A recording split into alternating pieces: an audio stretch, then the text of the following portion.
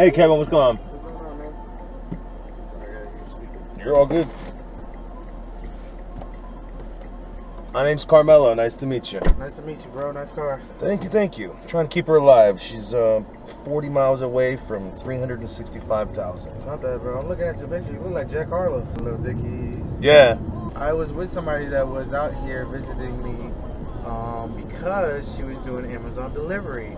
And oh my God, what an industry. Like, you know, I work in like the truck and freight transportation industry where I deal with, you know, a lot of trucks, loading, unloading. Right. But this was a similar version, but just car and regular, you know, like your regular civilians. Just, packing their shit up. Yeah, and it's on such a different level.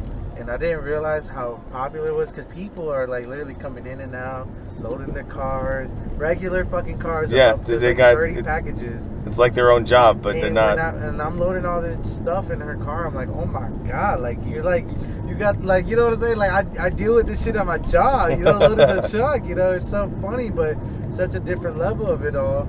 You know, I was like, damn, bro, this shit is changing the game. To backpack that. I was talking to somebody about the weed industry is changing the game too. Yeah. Everything is changing so rapidly, bro. I'm telling you, even these Uber services. How old are you? I'm 28, turning 29. Yeah, on Wednesday. So I'm coming up on 40 here. Really? And, yeah, I talked to my. Bro, you look great for your age. Yeah, I mean, I didn't know I looked younger until I started getting these young girls Great hitting on me. girlfriend, kids. Nah, not with Uber, man. But you don't have none. No girlfriend, no wife, no kids.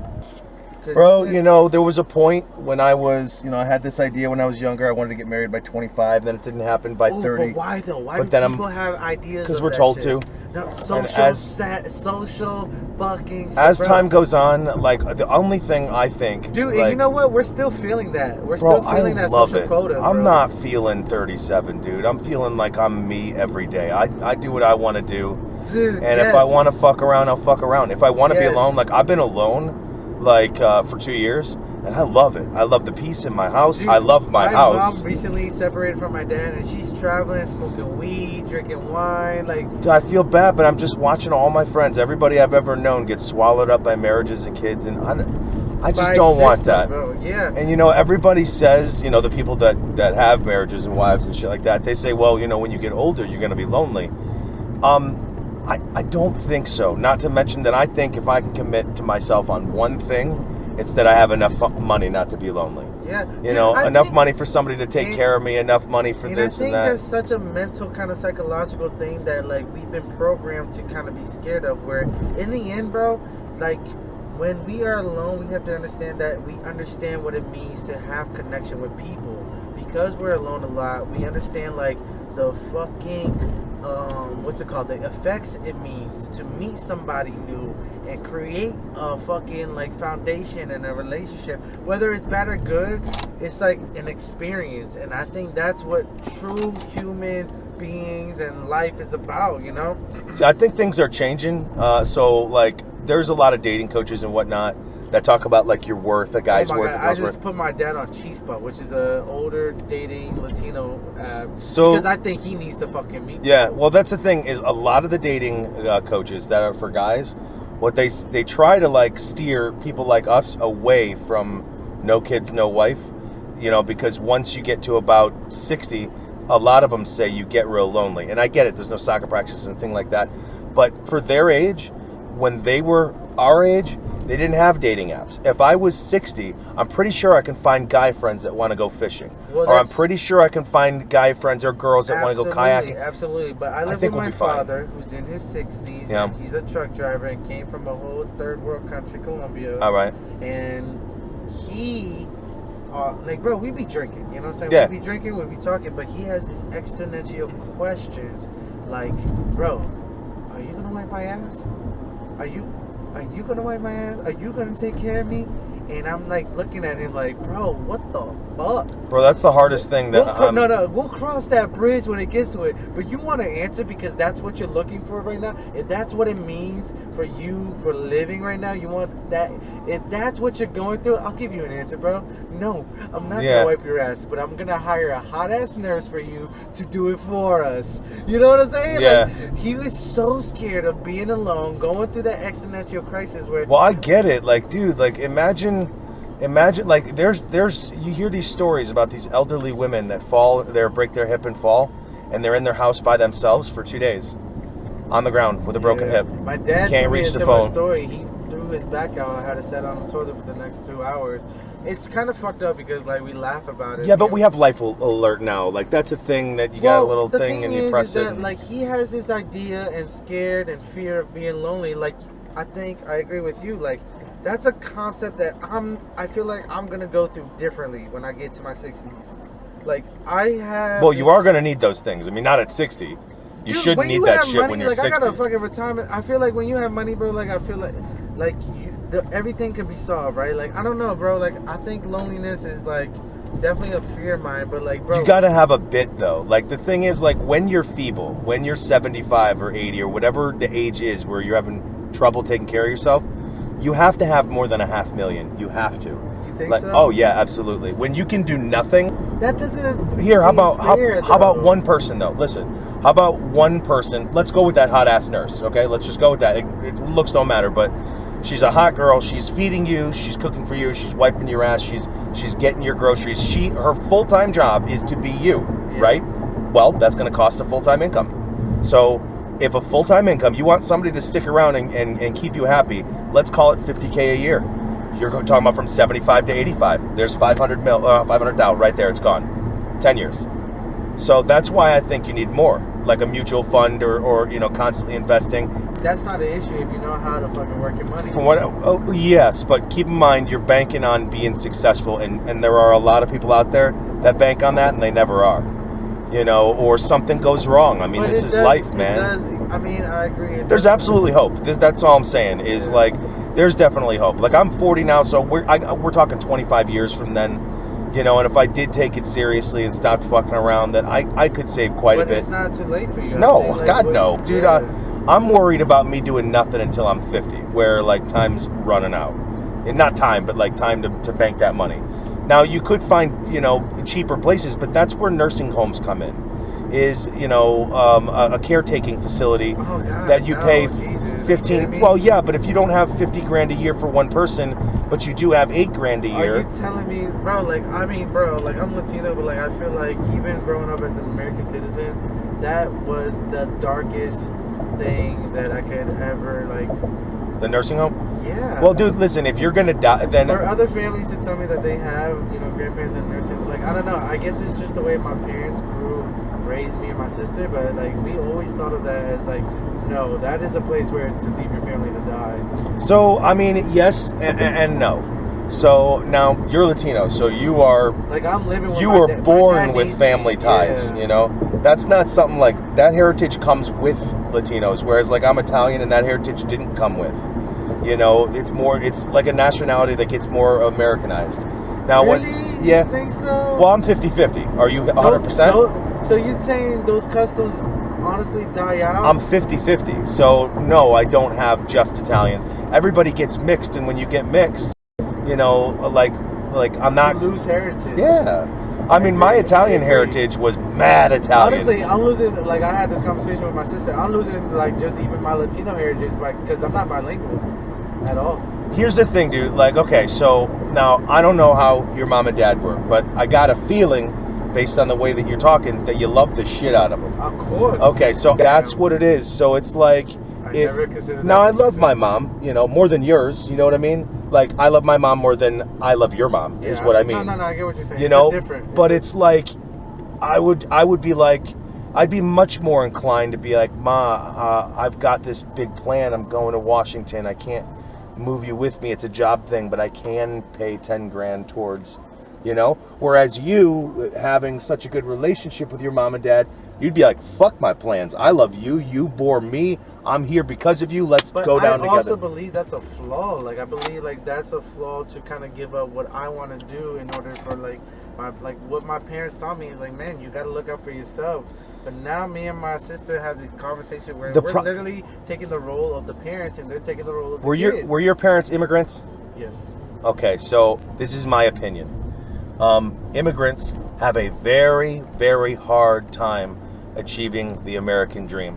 What they do very well is they get their generation out of where you came from and into the American dream. That's so I what think we show I think appreciation for. I think their sacrifice was being at such a disadvantage when it comes to language barrier, when it comes to racism, when it comes to job hiring, when it comes to all that, and they said, fuck it, we're just going to focus on our kids. So now you're out. You're an American. You get me? So it's kind of tough. It's such a positive thing now that you said it like is. that, bro. You don't understand, like, the security system they have today. Like, my parents even told me, like, dude, we would never be able to be entering the country the way we did back then. Yeah. I mean, I dated a girl from Czech Republic, and beautiful girl, but, like, coming here was, like, such a childish privilege to her. Yes. You know, and she's, you know, and it's like, it wasn't for me. I took this for granted. Right. You know, like, if I fuck up. Right. If I fuck up. Oh my God, you're so right. Yeah, if I fuck up, I'm a dumb gringo that gave it away. Yes. If you fuck up, dude, you have the deck stacked against you. Right. Do the best you can. Yeah. You know, now if you can flip it and get yourself, you know, if you want to have kids, which I don't, but I don't. Friends, family, things like that, you can still do your part to get yourself out of that stereotype of being stuck doing one thing. You know what I mean? I just know that, like, bro, the way I live my life is kind of like, bro, it's the same, bro. Like, I'm not trying to, like, have kids. I'm not trying to have a family. I'm actually. That's like, probably harder for you than me. Your parents probably want you to have kids, almost like you're expected my to. My mom said, like, you know, she's fine with it. My dad said, like, they said they're fine with it, but, like, you know, even with my sister, she's in her 30s too. Like, she just took on a new dog like 2 years ago, doing a great job with it or whatever. And I feel like it's filling a void for her, maybe because she feels like she maybe wants to have a kid. I don't know. Women are different than men. But that's what I'm saying. Like, for me, she don't have the options like, I don't we even got. care if, like, my parents, like, you know, pressure me or make me feel guilty. Like, I'm not having it. Yeah. I'm just not having it. You know, you deal with it or take it how it is. And I think they dealt with it. You know, It's tough, man. I mean, here's the thing: is if you had money, like real money, all right, and you got a 4,000 square foot house. Fuck it, put your parents up there. Who cares? They're not even on top of each other. Right. You know, I got a 1,200 square foot house. I don't want to live with my fucking mom in a 1,200 square foot house. See her everywhere all the time. She can't have her own. I don't want that, man. And tending to her, bro. Like, that's a job. Yeah, you got to pay for it, man. This is what I would say. You know, you want to have a family. Everybody chips in for your success. If you don't have a family, you're paying the whole bill. Think of it that way. Like I said, I just have my father, my sister, and my mother, you know, and I feel like, you know, when my dad asked me these questions, it's an obvious answer, like, for me. Like, bro, of course I would take care of you, but I'm going to have, you know, my methods. Me and my sister will work out, you know, whatever payment. Like, we'll get it done. Yeah. But he is just trying to, like, drag out the answer that, like... Scary, man. Right. Anyway, dude, I'm about to roll up on your spot. So I'm sure you imagine I drive 8 p.m. to 4 a.m. I don't get good people every ride. Right. When I meet people that are actually a good ride, and it feels like this isn't a job, like good people. Yeah. You're the second since 8 p.m. I actually have something for you. Open the armrest. That's right there. Oh, shit. And you drop it down, drop the black door, press it down, and then pull out that red box. Keep it level, keep it flat. Go and open it up, dude. Dude, I love conversations like this. Yo, it can't be everybody, so I want to at ending. least get you a drink for the night. Oh, shit. Okay. I'm telling you, man, something that is magical about this car is because you're not going to see me again and I'm not going to see you, we can talk about what we're really thinking about. Like, think about it this way. If you and I met in any other circumstance, why would we talk about this? You know what I mean? Dude. It just happened that way. You must have dropped acid before. What's that? You must have dropped LSD before. My perspective has completely changed since I dropped acid.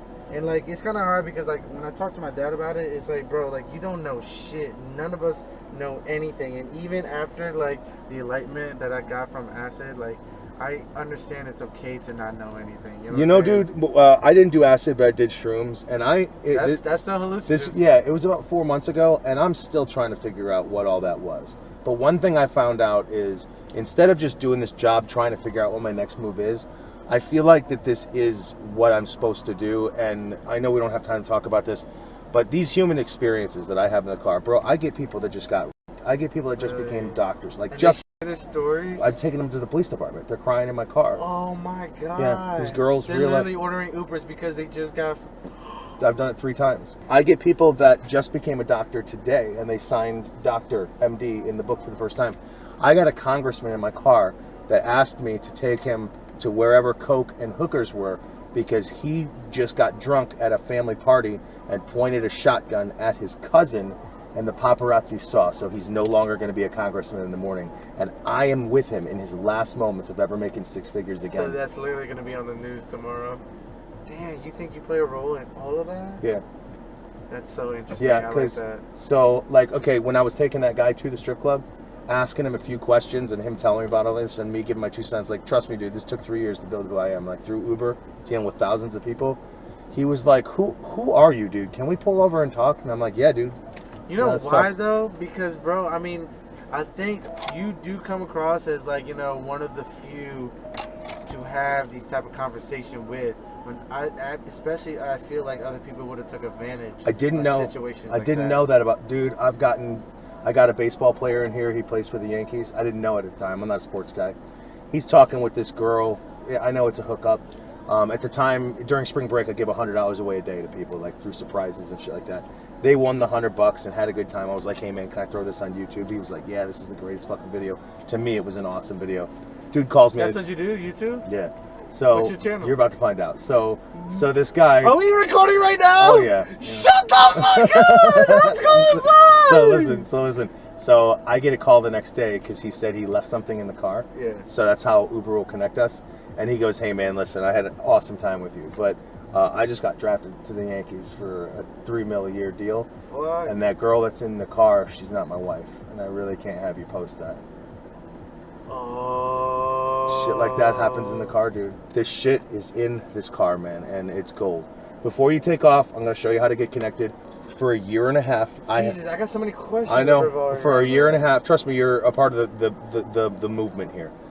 I want you to get on the Insta that is only for the people that get the shots. I don't have Instagram. No.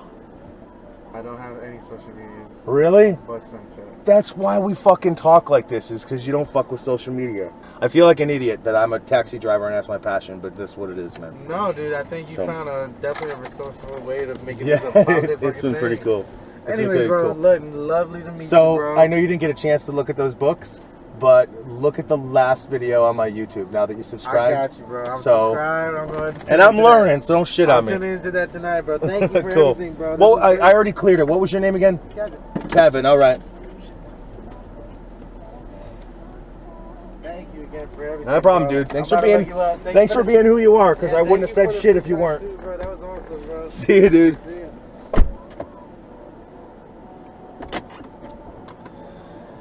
And that is what it's about. That's why I do what I do, you know?